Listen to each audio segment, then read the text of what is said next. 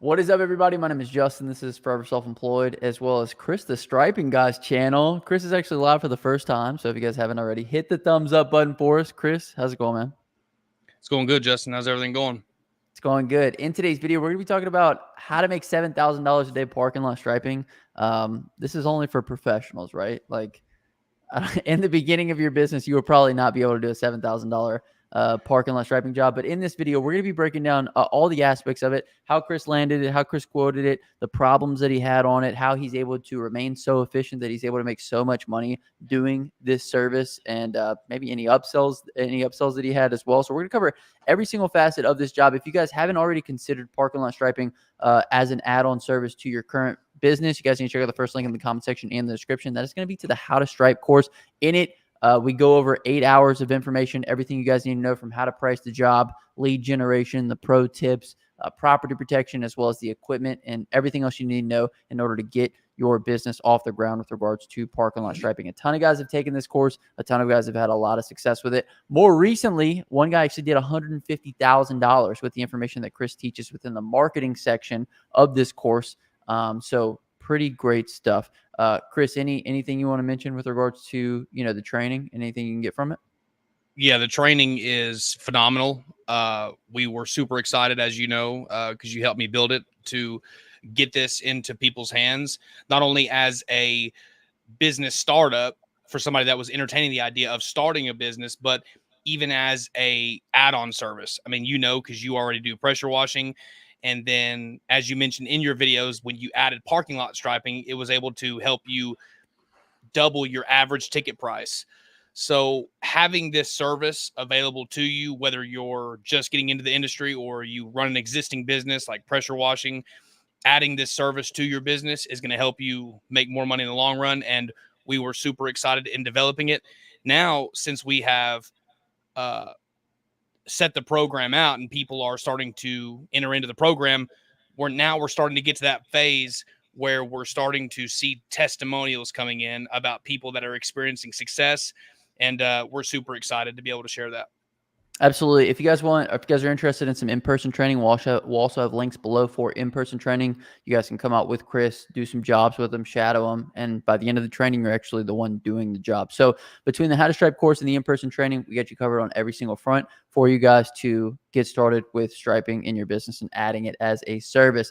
So Chris, with all that out of the way, we're going to jump right into this one, you guys. Quote IQ is $1 right now. In this video, we're going to take a look at this job using the Quote IQ map measurement tool. We're going to take a look at, all the facets of this job. But Chris, first and foremost, you want to start off by just telling us how you got this one and how it came into the business? Yeah, initially when we got this call, it came in off of our GMB profile listing. And the customer called because we were the highest ranked company on Google. When we got the call, we went to the property. I walked the property with the site supervisor. It was pretty intense. The striping wasn't too complicated, but it was the exterior stenciling and line grinding, which was the most difficult part. So initially, whenever we added on the ticket for the striping, he wanted some line grinding as well. And really, to be honest with you, I didn't even want the job. The guy seemed like he was going to be a difficult customer. We'd walk the site and he would point and say, I want this done. I want this done. We don't want this done. And we spent probably 20 minutes of him just talking about what he wanted done. And by the time I got back to the truck, I thought, man, I don't even want to fool with this job. Of course, I didn't want to tell him that we were so busy we couldn't get to it. Then what I did was I just sat down at my desk and then just sent him a skyrocket price. I mean, the price was enormous because I didn't want to fool with it. Well, a couple weeks later, I get a notification on my phone through my Quote IQ app that they accepted the job.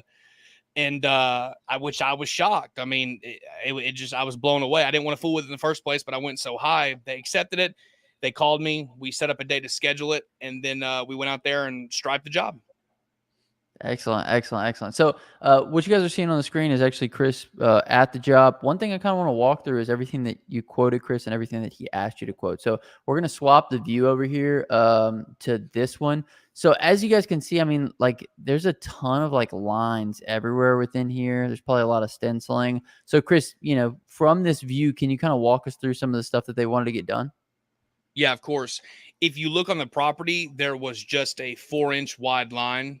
As we start on the exterior, there was a 4-inch wide line on the outside of the property that divided the yard from the equipment. And then contained within the equipment yard around that big yellow box on the exterior of the property, there were certain sections of the equipment. So when they had equipment that was down for repair, for example, we would stripe a down for repair stencil. And then there would be certain areas that are rent ready. That would let them know that to the customers who came, this was the equipment that was ready to rent. And then we had the exterior as well. But then, as you're marking right there, some interior striping, and it was a pretty big job, but I know that I overpriced it, but it was a big job. But with the lines and the stenciling, it was pretty significant for sure. No, absolutely. And I'm just kind of playing around here. This is the beautiful thing about Quote IQ is you can actually measure out all these lines and kind of get, how long they are linear foot wise. And that's one of the ways that, you quote Chris and you break that down within the How to Stripe course is basically like quoting all these linear lines by a linear foot price. So I want to get into the stuff that you didn't want to do because I think that's some of the most interesting stuff. So they needed some lines removed. Where do they need to be removed from? Why do they need to be removed? And kind of what's the protocol along the lines of how to do that? Well, if you go over to the east side of the property, you're going to see that second stop bar right there. Yes. And then if you zoom in just a little bit, that's where we're going to see that hook right there, that kind of U shape that was a line for semi trucks to turn. And the problem that the customer was having was the fact that when a semi truck pulls out of that line going south, an 18 wheeler is not going to be able to do a U turn right there. Essentially, what it was a safety concern, it was a safety hazard. I firmly believe that's one of the reasons why they picked us. They picked us not only because we're ranked #1 on Google, and we teach guys how to optimize a GMB profile for maximum results in the How to Stripe course to rank you #1 to get big jobs like this. But #2, since it was a safety hazard, he didn't want people to do U-turns anymore. So we had to adjust that line to where it just went the same exact kind of angle, but turning to the left in a curved area west of that entrance. So since it was a safety concern for him and he had to get it done, he went with us not because we're the highest, but because it was a safety concern. Okay. Excellent. Excellent. Okay. So there was some removal of some lines, Chris. There was some stenciling. Other than was the removal of the lines the biggest reason why you didn't necessarily want to take on this job or what?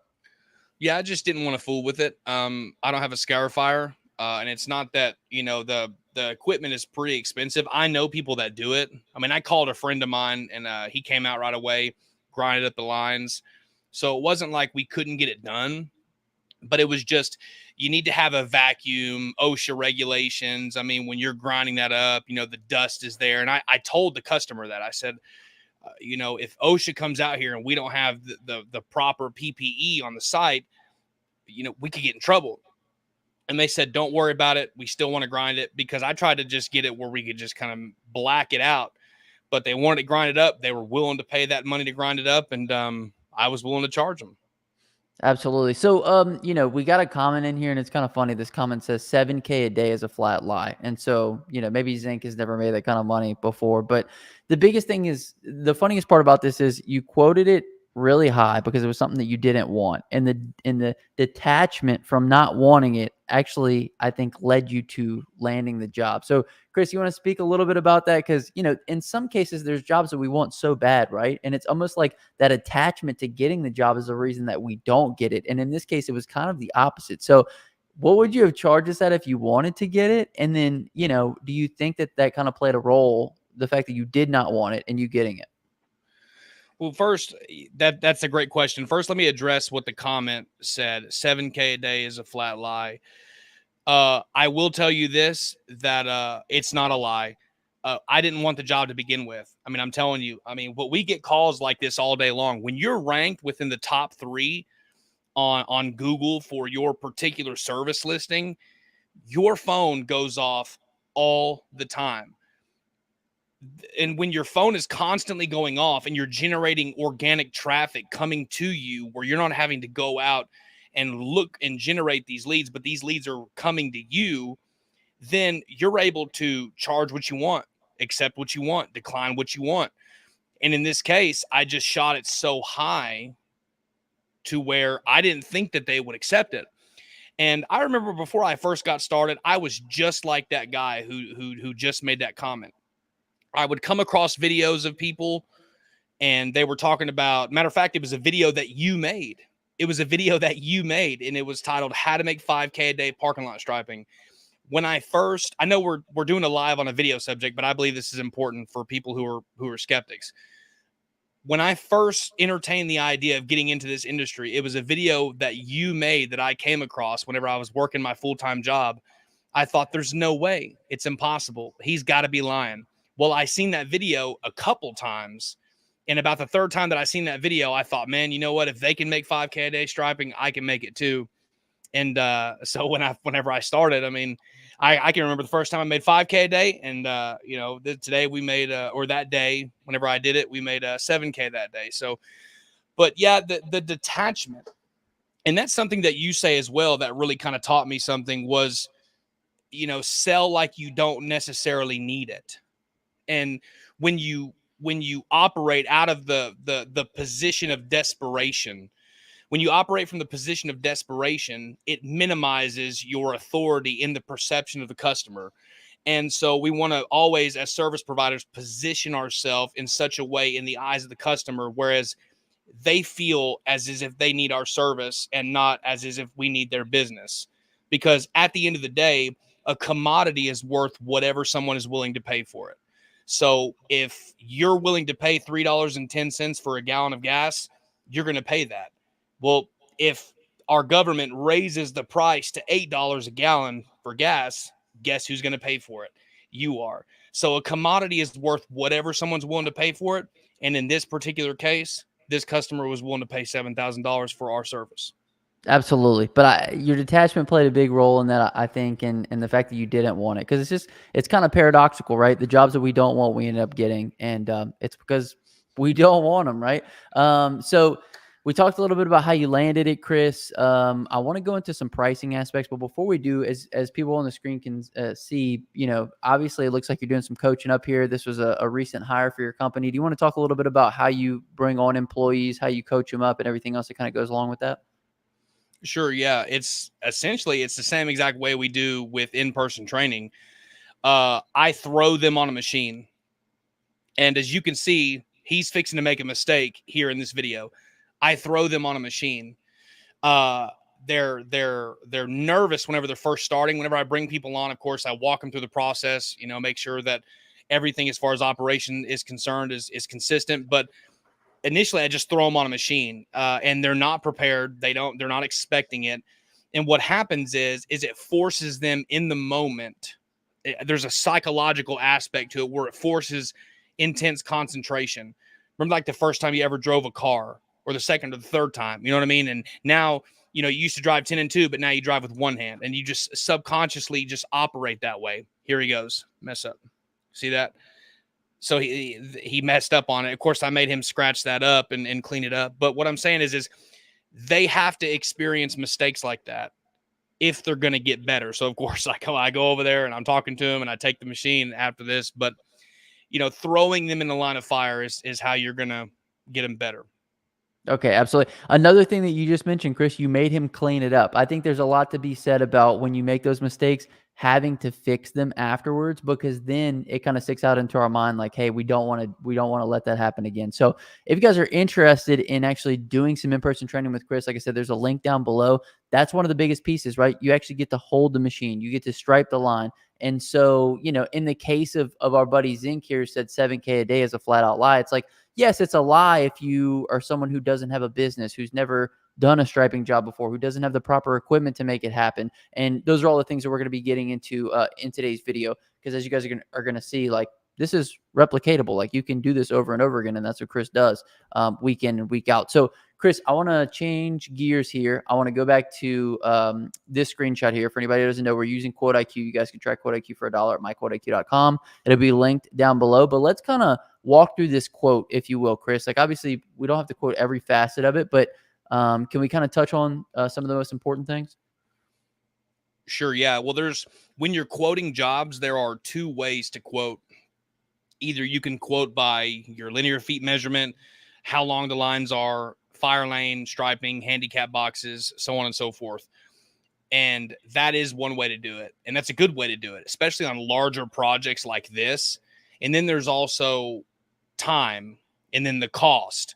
So your mobilization cost.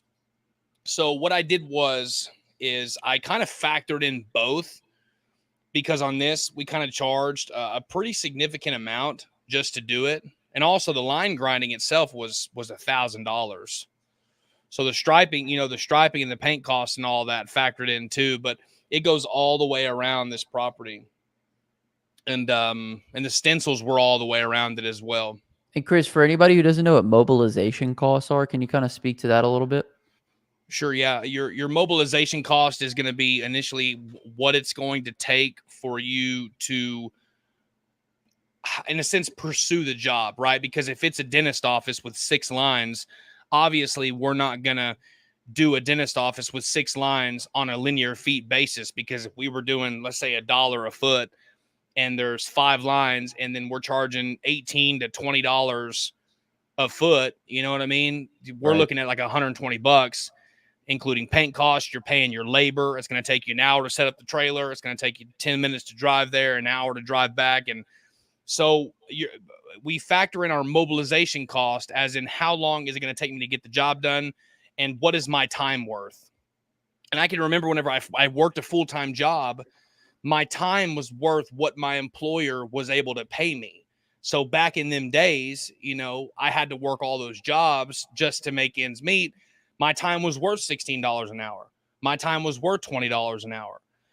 But as you grow, your time becomes more valuable. So my mobilization cost is essentially the valuable aspect of my time. Okay, excellent. So in pressure washing, we kind of refer to it as a minimum pricing. So you guys would know, like, we don't go out and do a job for less than $250. So completely agree. And then mobilization, obviously, that's the cost to get the truck running, the cost to get the supplies ready, the cost to get out there, drive to the property, get everything out. So absolutely, mobilization cost is a great thing to fit in here. So we had the mobilization cost, we had the cost of removing the lines, we had the cost of the stenciling, and then did you come through, Chris, and you measured out all the linear footage on this property and then multiplied it out times whatever your rate is? Man, I didn't. I'll be honest with you, I didn't. We literally just walked that property, and I knew. I mean, it's just a 4-inch line around that. You know what I mean? It doesn't take nothing. The hard part was the stenciling. It didn't take us nothing to walk around that property, running the striper. I didn't even factor in linear feet or anything. Once you get to that point, you'll get to that point, you know what I mean, as you progress and do this longer and longer, where you'll walk out on the job site and you'll go, okay, this is going to cost me this much in paint. This is going to cost me this much in labor. This is going to cost me this much in my time. What am I willing to generate off of cost of labor, cost of time, cost of materials? And then at the end of the day, my profitability aspect in that is what is running through my mind. So whenever I was on this property with this property owner, that's what I was factoring in. I didn't even sit down and measure this off of, you know what I mean? Because I like I said, I went so high, I didn't even think I was going to get it. So, right, it kind of speaks to the fact that you really did not want to land this job. Like you didn't even, because I mean, typically, Chris, like, we in the How to Stripe course, which is linked below, we kind of go through all the different facets of everything that you do with regards to putting together your estimate and putting together all these marketing pieces that you actually send to the owner of the company. And this job doesn't seem like it had any of it. There was no measuring, there was no pulling anything. So did you kind of, like, obviously you've been doing this for a while, so you can kind of feel into it a little bit more than somebody who's just getting started. But it sounds like 7K was just like, that seems a bit what I would need to make in order to do this job. And that's what you went with, right? It seems just unrealistic. You know Right. what I mean? It just, that's the reason why I did it. But see, this is a Fortune 500 company. that we're looking at, right? Like this isn't like a mom and pop barber shop or a small business owner that runs a barbecue stand or something like that. Like this is a Fortune 500 company. This is a multi-billion dollar company. So it's not one of those things where they have to run things through chains of command. I mean, whenever I went to go build them, I found out that the person who runs the entire site, I mean, had an unlimited credit card limit, right? I learned that whenever I went to go build them and I'm like, hey, we're done for the day. They were like, well, you know, it exceeds my credit card limit, but so-and-so will be back tomorrow. Just talk to her and she has an unlimited credit card limit. She can just run it through her card. No big deal. So the way that I was, the way that I was perceiving my interaction with these customers was the fact that money wasn't a problem with them. You know, so they were a little bit tedious in what they wanted done. But at the end of the day, when we got there and started striping, they had moved a lot of the containers around on the yard. So we actually had to do less Mm. than what we originally quoted, but still made a lot more. This is the beautiful thing, right? This is the beautiful thing about having the right lead flow into your company. When you have big companies giving you a call, like this is what I talk about all the time on my channel, Chris, is like people are always saying, "Oh, well, these people won't accept my prices," or, "I can't charge what I need to charge." Well, it's because you're not getting in front of the people that you need to get in front of. Like Chris, you just said, this is a Fortune 500 company. The guy with the no credit card limit was out to lunch. He'll be back in a little bit. It's like when you get to these types of customers, they want the job done, they want it done right, they want it done fast, and they're willing to pay not any price, but they're willing to pay good money to get that done. And when you know how to get in front of this type of person, it's invaluable, right, Chris? So because you're going to easily be able to leverage this relationship into more work for them in the future. I'm sure that they probably own some other properties, right? Yes, 100%. And this is the beautiful thing about it, because they picked us as a result of our social proof that we have as far as marketing ourselves as a reputable company. I mean, I position myself in such a way to where in the eyes of this customer, they're looking at me as the subject matter expert. You know, I'm not going and presenting myself as this I'm not going to present myself to this customer as like this needy business owner who's just trying to make a couple bucks so he can.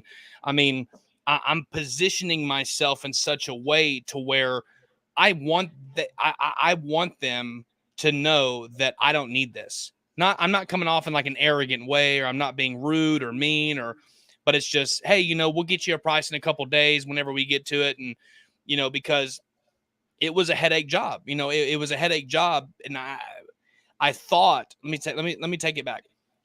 I thought it was going to be a headache job because of my interaction with them. But whenever we got there and then striped the job, we did it super quick, and we made a lot of money doing it. Right. It's a completely different perspective, right? It's going from, being hungry to we could take it or leave it. And that's ultimately when you end up getting the job. So beautiful. Chris, when you guys can actually see this, he's actually fixing the mistake on the screen, right? The mistake that he had made earlier. So which is important because he probably won't make it again, right, Chris? He's going to be a lot more mindful now that he's had to correct the mistake. So anyway, that was a previous point. But anything else, Chris, that we want to mention with regards to the pricing on this property? Obviously, we don't really talk about removal of lines too much as an upsell. I guess in the event of these people, like you said, it was kind of a safety hazard. They have to have it done. Anything else with regards to pricing that we want to mention on this job? Yeah, there were the stencils as well. I mean, I had to order custom stencils for this particular customer. And since I had to order custom stencils, I mean, there were supply costs that were factored in.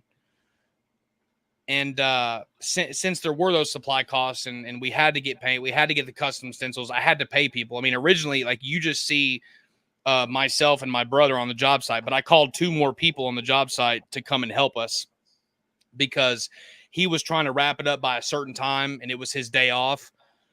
And you don't see it in this video, but I called two more people to help us. And by the end of this job, we got four people out there working. And Right. we were able to power through it.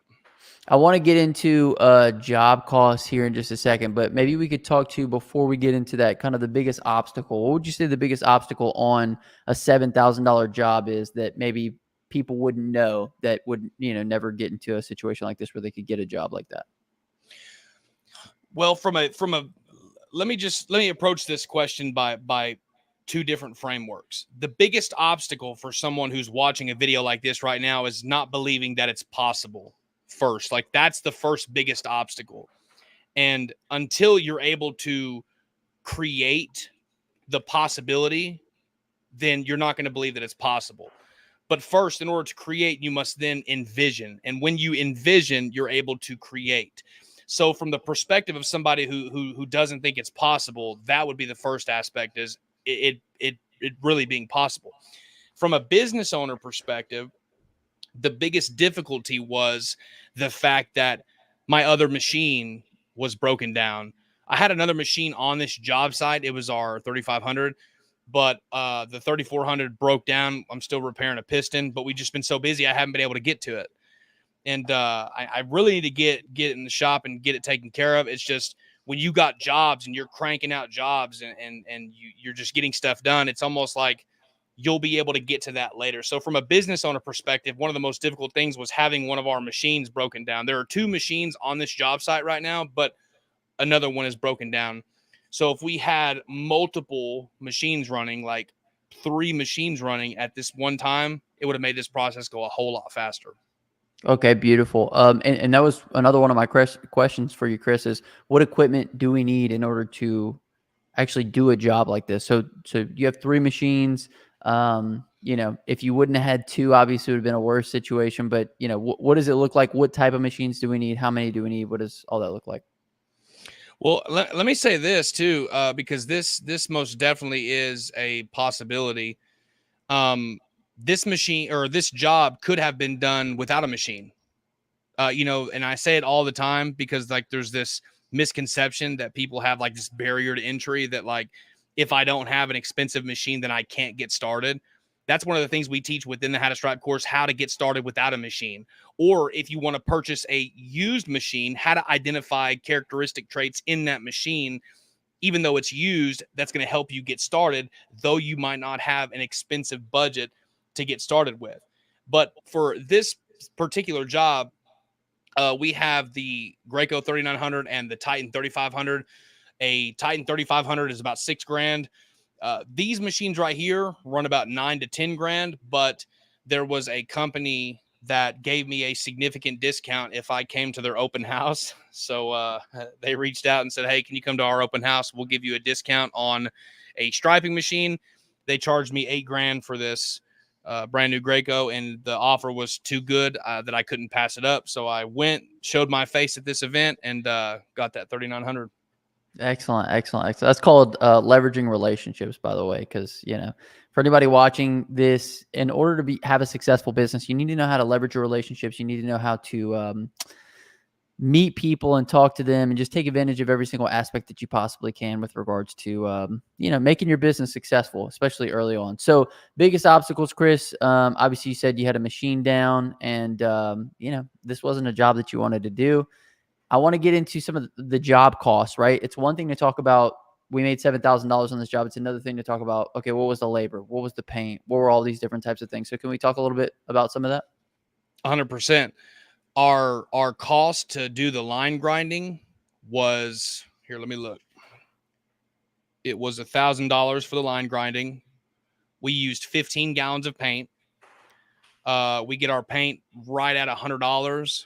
So let's just say 90, 180. So let's just say 300 for paint cost. And then initially it was just going to be my little brother and I in the field, but we ran into time constraints. So the manager asked if we could hurry up. Then that's when I called 2 more people. I paid all 3 of my hands $150 a piece. So my labor cost was $450. Overall, my job cost was $1,750 to operate and successfully complete this job.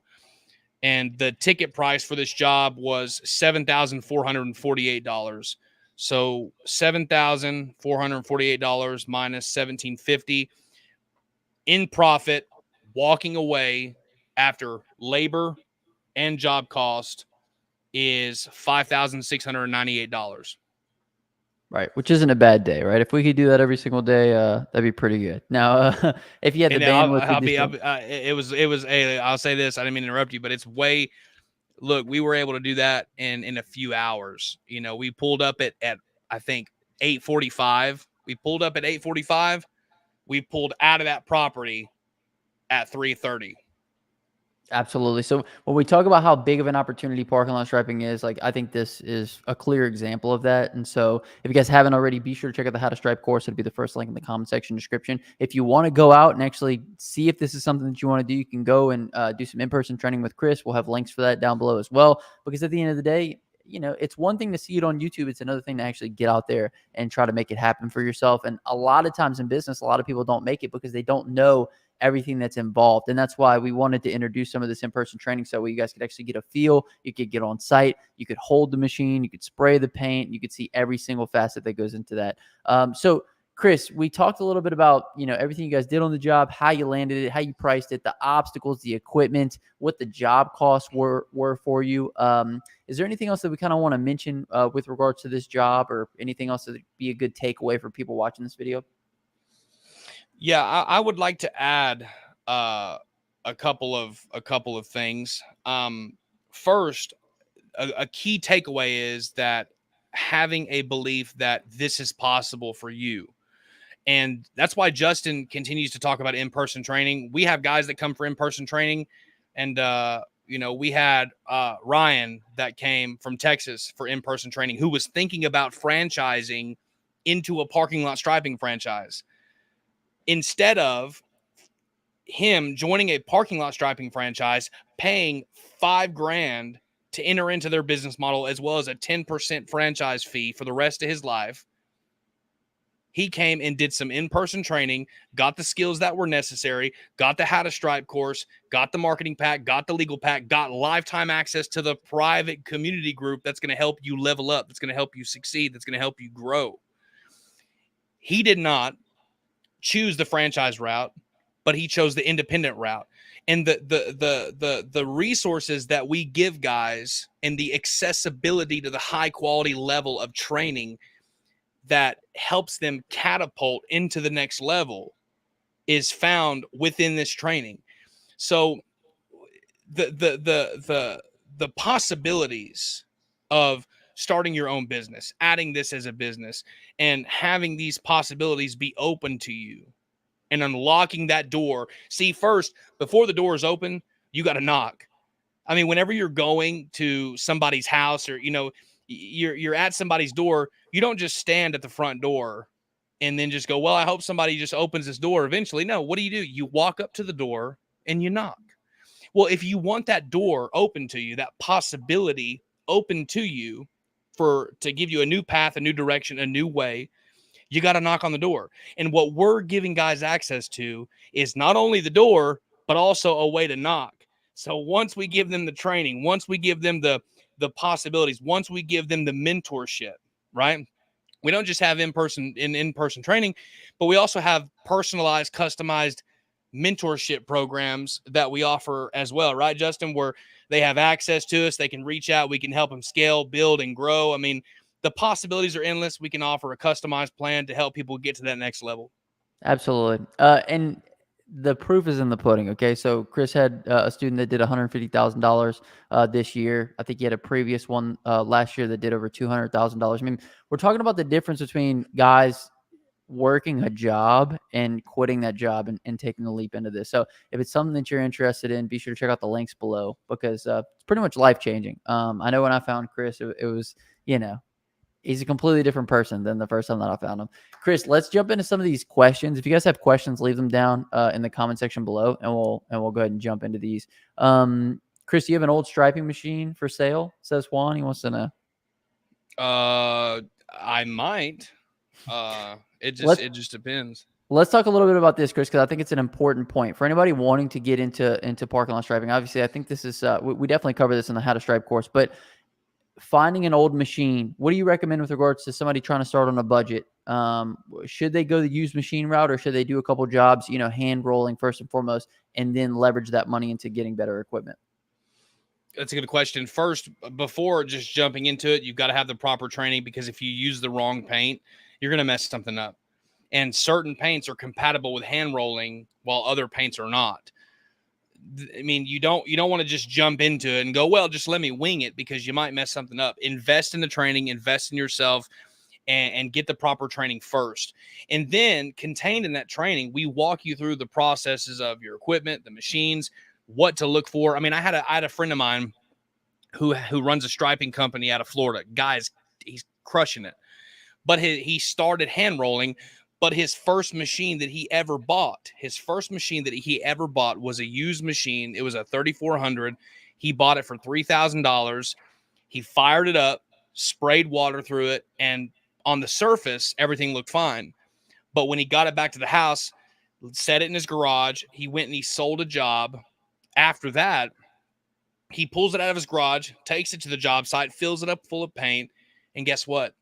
It doesn't run properly, because there are certain things that you need to look for as it pertains to buying new and used machines. And if you don't know what to look for, if you don't know what to see, if you don't know the signs of a failing pump, the signs of a piston wear, the signs of corrosion on certain aspects of the machine, if you don't know what to look for, then you might just buy a lemon, spend thousands of dollars like my friend did, and then when it comes time to do the job, not have the right materials for the job. So first thing I would do, get the training, learn how to do it, and then start off by hand rolling if you can't afford to get a bigger machine. I know guys that have sent me text messages. This is all I do. Okay. All I do is talk about striping. If I'm not striping in the field, I'm making striping videos. I'm talking about striping, doing striping marketing for other people, striping mentorships. This is all we do. And I talked to a guy who essentially was able to start his business by hand rolling. His very first job that he ever sold was a $5,000 job. Why? Because he had the right training, but he didn't do it with a machine. He did it by hand rolling.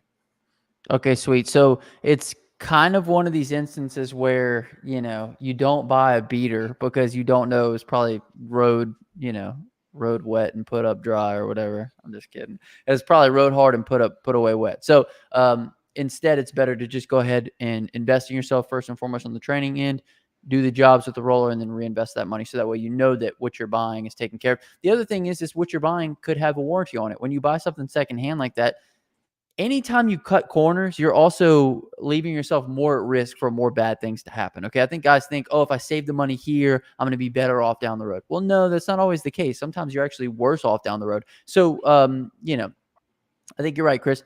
If you buy the machine new, not only do you know where it's been, what's been ran through it, but you'd also probably get a warranty with it. And so that way, if you needed to return it or get it worked on, that could happen. Were you able to get a warranty on your machines, Chris?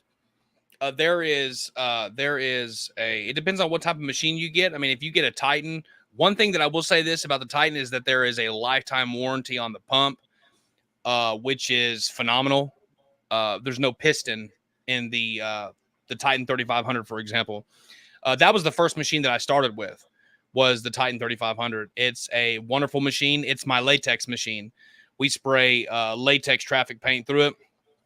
And it's a very, very durable machine for sure. Okay, excellent. How do you clean the machine after a stripe job? What machine is easiest to clean, and does it ruin the machine if you leave paint in there? Sure, that's a very, very good question. You want to clean your machines with depending upon the paint compatibility is how you're going to clean your machine. If you're using a latex or a waterborne paint, you're going to clean it one way. If you're using a solvent-borne or a oil base, you're going to clean it another way. And you can leave paint in the machine if you're striping every day. I wouldn't do it with a latex paint. I would do it with a solvent-borne paint. We use solvent-borne for the most part, unless we're striping over seal coat. So it doesn't ruin it to leave paint in the machine. You just got to leave it pressurized. It's got to be pressurized. So after you get done striping and you're using the solvent-borne paint, leave the machine pressurized. Don't undo the pressure, and it's going to make the packings go out. I mean, a lot faster if you're using a 3900, 3400, whatever the case may be. It does wear out the packings. So I would just, if you're going to do that and you don't want to waste, 20 minutes setting it up, 20 minutes taking it down, then just leave the pump pressurized, and then just be ready to change out your packings every year, if not every 6 months. That's why our other machine's down right now. Absolutely. So if you guys want more information, more in-depth training in the field, on site, check out the How to Stripe course, first link in the comment section and the description. Alex also asked, how much do you charge per linear foot? I don't know if we want to dig into that in this one, Chris. We have a lot of pricing videos. Do you want to talk a little bit about linear foot pricing? Yeah, I can talk about it. With bigger jobs, you're going to want to stay at a linear foot rate. Obviously, I'm not able to factor in your supply cost, your overhead, your employee cost, your machines, your equipment, where you're at, your location, because there are guys in Canada that say that, 40 cents is too high. And there are guys in Texas that say, 30 cents is too low, right? So there is a wide spectrum of the pricing range. And that's one of the things that we talk about in the How to Stripe course.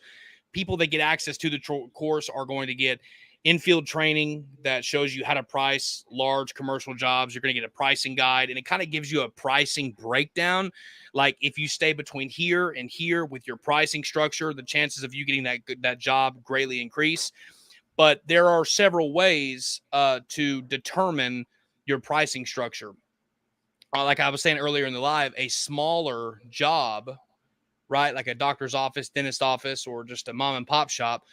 Obviously, you don't want to charge a linear foot price, because if you're charging $7 a line and that property has 7 lines, I mean, and you've got an employee or a helper, and then you got your paint, you got an employee, a helper, and you're charging $7 a line.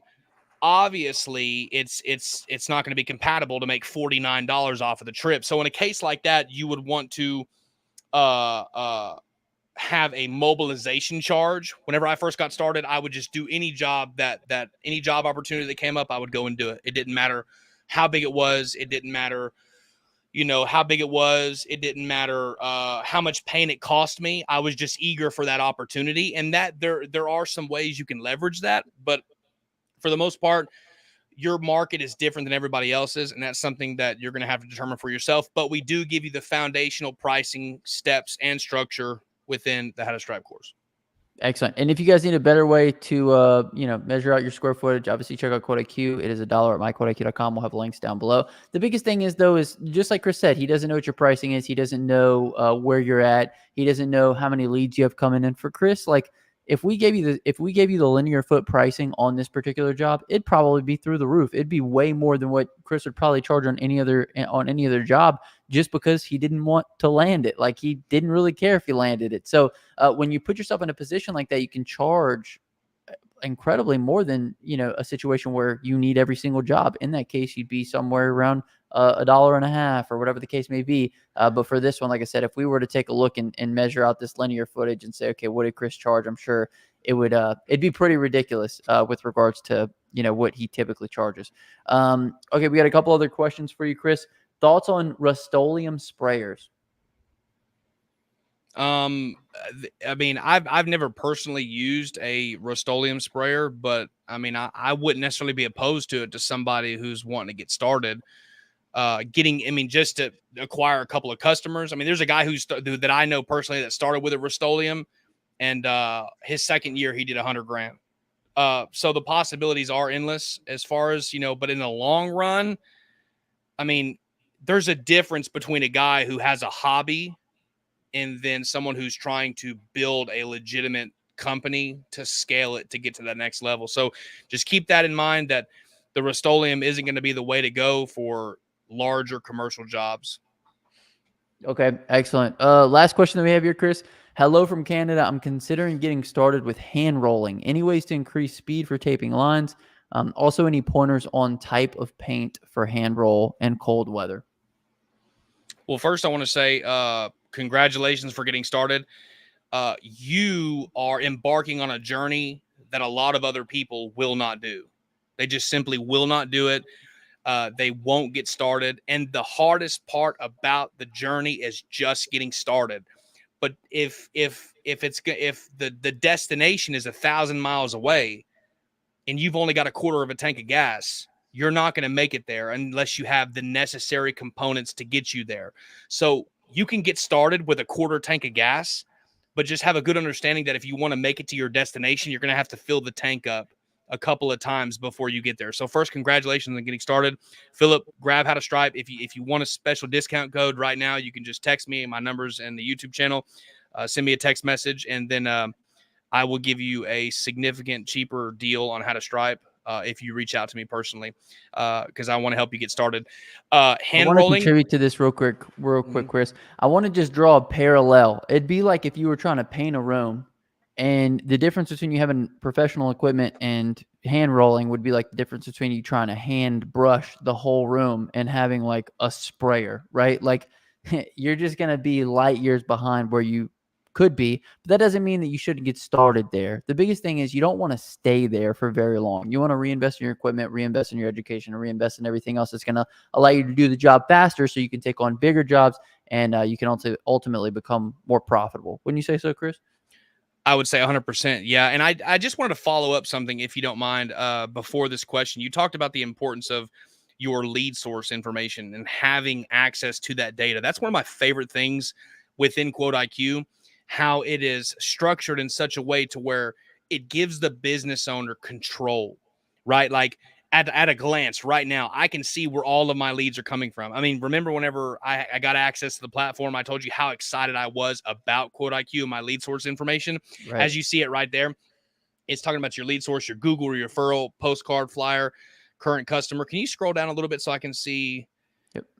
Okay, so this last year, for this account, so 176 leads were plugged in this Quote IQ account within the last year. So it's whenever you're having these active leads coming to you, then it makes all the difference. I mean, I wish you could see it, but in my Quote IQ account, I have 222 leads that came in this year, and 61% of those leads are from Google. 17% are from what we teach in the How to Stripe course, how to optimize a GMB profile, how to scrape business cards. I mean, all of that. So what I'm saying is within just this year alone, we've had 222 people that are reaching out to us. And as a service provider, as a business owner, this is the difference between a part-time guy and a guy who's out there grinding. Because whenever I'm fishing, right? If I'm fishing, I want to make sure I'm fishing in a pond with fish. I don't like to sit all day at a pond with no fish. I'm casting out my reel and I'm not catching anything. And I tell guys this all the time, especially whenever they enroll in our personal mentorship training program, that you have to be versatile in your aspects of customer acquisition, because with your lead source information. So if you're not getting any fish in one pond, that's what's so unique about How to Stripe, is the fact that you have access to 6 or 7 ponds that you can fish from to get customers, because striping is complex. We walk you through that process, but we not only walk you through that process, but we teach you how to produce the results and how to get customers from proven strategies. I mean, from guys who are crushing it, making big numbers within their business that started this year. The guy that you talked about that made 150K, that's at 150K, he started this year. He started this year. That's crazy. From stuff that he learned in the How to Stripe course. And so as a result of the proper training, the proper community, surrounding yourself with the proper people, it levels you up to the next level, and you can do things that you never thought. Absolutely. Absolutely, Chris. Excellent. Do we want to finish answering this one? Yeah. Okay. Anyways, I'm sorry about that. I started getting excited whenever we start talking about helping people. I love it, bro. So he said, I am considering getting started with hand rolling. Yes, then most definitely. Any ways to increase speed for taping lines? I mean, not necessarily. I mean, if you're by yourself, you're going to be limited. You're going to have a helper with you. You can stretch out the tape. The fastest way is you're going to have a helper with you. There's no other way around it. And if a helper is with you, then you could essentially pull the tape, stretch it over the line. But if you're by yourself, you're going to have to stretch it, push it, stretch it, push it, stretch it, push it. So, find somebody that believes in you, like a friend of yours, you know what I mean? A friend that can kind of help you get started. Find someone that believes in you and then say, hey, let's go out and do this together. Let's see if I can do it. Will you help me with this? And then, that'd be the fastest way is you increase productivity when you have more people with you. That's why it's good to pay people to help you to increase productivity. So bring somebody out there with you because that's going to be the fastest way to increase your speed. Excellent, excellent. Okay, and yeah, Chris, this was a great job. You landed it, and you did a great job with it. Made a ton of money. Anything else we want to add on this one before we wrap it up? Yeah, just having that, just being consciously aware, having that sense of awareness, right? Like when you have multiple people calling you every day. Like the reason why I got this job was not only because the Lord provides for me, right? Like He provides for me. I mean, I mean, it's a blessing to watch the Lord provide for me as His child. But not only that, is He gives you the wisdom to accomplish the job. So in James chapter number 1, it says, "If any of you lack wisdom, let him ask of God that giveth to all men liberally and upbraideth not, and it shall be given him." That means that James says you can pray for wisdom. And you can pray for wisdom to have the necessary skills and components to accomplish the purpose that is in front of you. And the Lord has so blessed us in such a way where it's like these customers they're just coming to us, and He's given the knowledge that's necessary to accomplish the desired outcome. And we have leads, tons of leads that are coming in every single day. I mean, I've gotten several phone calls today. Once we get done with this, I'm going to go look at a parking lot, and I looked at a parking lot this morning, and we stay so busy, and it's just a blessing. So I would definitely do that. If you're entertaining the idea, don't be scared. Don't be a skeptic. It's possible for you, and pray about it. Excellent. Well, Chris, every guest that comes on the channel has picked the word of the day. Obviously, we're on your channel too, but what do you want the word of the day to be? 7K. 7K. If you guys made this far in the video, comment down below 7K. If you haven't hit the thumbs up button already, be sure to hit it for us. If you guys want any training, check out the links in the comment section description, how to stripe, in-person training. And yeah, until next time, hustle hard, get that money, baby. Peace.